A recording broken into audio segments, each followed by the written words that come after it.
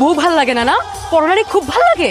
এগুলো তুমি কি বলতেছো? ভুলে গেছো, তার জীবনে এরকম কিছু না। প্লিজ জান, এবার মতো মাফ করে দাও। চুপ।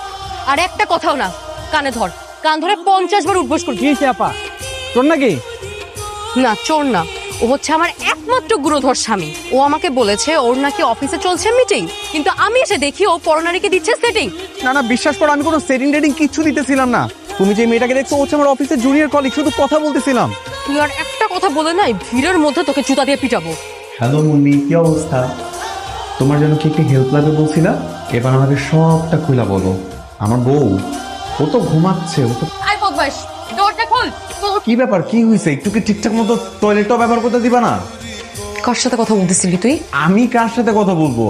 আমি কি বাথরুমে মোবাইল নিয়ে আসছি? মোবাইল তো বিছানার পাশে, বালিশের পাশে ছিল, দেখো না তুমি? মা, ও কি করছে জানেন?